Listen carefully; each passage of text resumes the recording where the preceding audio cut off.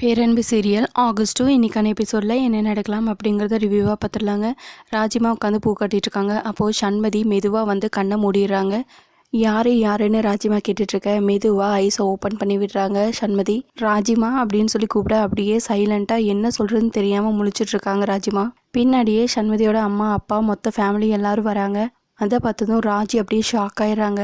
என்ன ராஜிமா, நாங்கள் உங்களுக்கு சர்ப்ரைஸ் கொடுக்கலான்னு இங்கே சொல்லாமல் வந்தால் நீங்கள் என்னடானா இப்படி ஷாக்காகி பார்க்குறீங்க அப்படின்னு சண்மதி கேட்டுட்ருக்க. இல்லை இன்ப அதிர்ச்சி அப்படின்னு சொல்லி சமாளிக்கிறாங்க ராஜி. சரி நாங்கள் உங்கள் பையனுக்கு விஷ் பண்ணணும், உங்கள் பையன் எங்க அப்படின்னு சண்மதி கேட்க அங்கே இங்கேன்னு சொல்லி கையை காட்டுறாங்க ராஜி. சரி வாங்க போய் உங்கள் பையனை பார்க்கலாம் அப்படின்னு சொல்லிட்டு சண்மதியும் அவங்க மொத்த ஃபேமிலியும் ராஜிமாவை கூட்டிகிட்டு போகிறாங்க. அப்போது கரெக்டாக ஆப்போசிட்டில் கார்த்திக் வராங்க.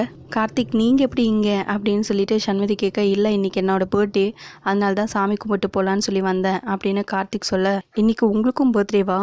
இன்றைக்கி ராஜிமாவோட பையனுக்கும் பர்த்டே தான் அப்படின்னு சொல்லிட்டு ராஜிமாவுக்கு கார்த்திக்கை இன்ட்ரடியூஸ் பண்ணி வைக்கிறாங்க. ராஜிமா, இவர் கார்த்திக், எங்கள் ஆஃபீஸில் வேலை செய்கிறவர் அப்படின்னு சொல்லிட்டு கார்த்திக்கை இன்ட்ரடியூஸ் பண்ணி வைக்கிறாங்க ராஜிமாக்கு. சரி கார்த்திக் அப்படின்னு சொல்லிட்டு கார்த்திக்கும் விஷ் பண்ணுறாங்க சண்மதியும் அவங்க ஃபேமிலியும். சரி ராஜிமா, உங்கள் பையன் எங்க அப்படின்னு சொல்லி கேட்க ராஜிமா அப்படியே கார்த்திக்கு நேராக கையை நீட்டுறாங்க. கார்த்திக் அப்படியே ஷாக்காக இருக்காங்க.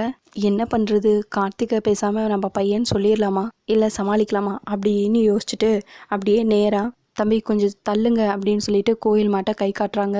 என்ன ராஜிமா, அவங்க பையன் எங்கன்னு கேட்டால் இந்த மாட்டை கை காட்டுறீங்க அப்படின்னு சொல்லி கேட்க, எனக்கு தான் யாரும் இல்லையே, நான் இந்த கோயில் மாட்டை தான் தத்து எடுத்து பிறந்த நாள் கொண்டாடிட்டுருக்கேன் அப்படின்னு சொல்லிட்டு, எங்கே இதையெல்லாம் உங்ககிட்ட சொன்னால் நீங்கள் தப்பாக எடுத்துக்குவீங்களோன்னு நினச்சி தான் நான் உங்ககிட்ட சொல்லலை அப்படின்னு ராஜிமா சொல்ல, என்ன ராஜிமா சொல்கிறீங்க, நாங்கள் எதுக்கு தப்பாக எடுத்துக்க போகிறோம், சொல்லப்போனால் உங்கள் மேலே மரியாதை தான் வருது அப்படின்னு சண்மதி அப்பா சொல்லிகிட்ருக்க. சண்மதி, முதல்ல அந்த கிஃப்ட் எடுத்து ராஜிமா கையில் கொடு அப்படின்னு சண்மதியோட அம்மா சொல்லிகிட்ருக்க.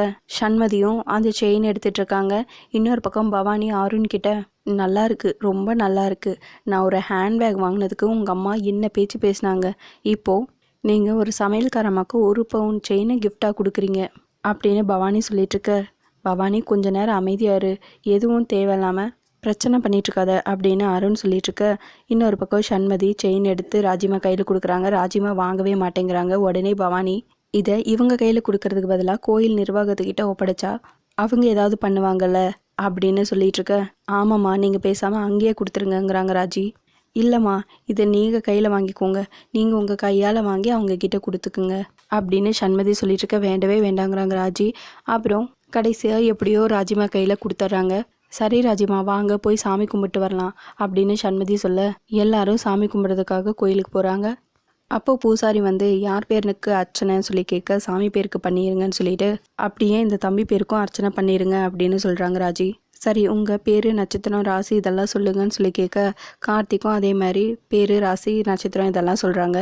அதுக்கு ஏற்றபடி பூசாரியும் அர்ச்சனை பண்ணி கொடுத்துட்றாங்க. எல்லாரும் சாமி கும்பிட்டதுக்கு அப்புறமா வரும்போது சண்மதி, ராஜிமா, இன்னைக்கு நீங்கள் போடுற அன்னதானத்தை சாப்பிட்டுட்டு தான் நாங்கள் இங்கேருந்து போவோம் அப்படின்னு சண்மதி சொல்ல ஷாக் ஆகுறாங்க ராஜி. இப்போ என்ன பண்ணுறதுன்னு தெரியலையே, இவ்வளோ நேரம் சமாளிச்சிட்டோம், இதுக்கு மேலே எப்படியாவது ஏதாவது பண்ணி சமாளிச்சிடலாம் அப்படின்னு யோசிச்சுட்டே ராஜிமா லைட்டாக தலையை மட்டும் ஆட்டுறாங்க. சரின்னு எல்லாரும் அன்னதான கூடத்துக்கு போகும்போது ராஜி அப்படியே யோசிக்கிறாங்க. சண்மதிக்கு வேற கார்த்திகோட அப்பாவையும் மாமாவையும் பார்த்தாலே ஆகாது, எப்படி சமாளிக்க போகிறேன் அப்படின்னு சொல்லிட்டு யோசிச்சுக்கிட்டே போயிட்டுருக்காங்க. இவங்க எல்லாரையும் கார்த்திகோட அப்பாவும் மாமாவும் பார்த்துட்றாங்க. என்ன நடந்துச்சுன்னு தெரியலையே, இவங்க எல்லாரும் ஒன்றா வராங்க, இதுக்கு மேலே நம்ப இருக்கிறது நல்லதில்லை அப்படின்னு சொல்லிட்டு யோசிச்சுட்ருக்க. கரெக்டாக ராஜி அப்படியே கண்ணை காட்டுறாங்க. கரெக்டாக கார்த்திகோட அப்பாவும் மாமாவும் போய் ஒளிஞ்சுக்கிறாங்க. ராஜி அப்பாடா அப்படின்னு யோசிக்கிறாங்க. அதோட எபிசோட் முடிச்சிருக்காங்க. உங்களுக்கு இந்த வீடியோ பிடிச்சிருந்தா லைக் பண்ணுங்கள், ஷேர் பண்ணுங்கள், கமெண்ட் பண்ணுங்கள், அப்படியே சப்ஸ்கிரைப் பண்ணுங்கள். தேங்க்யூ.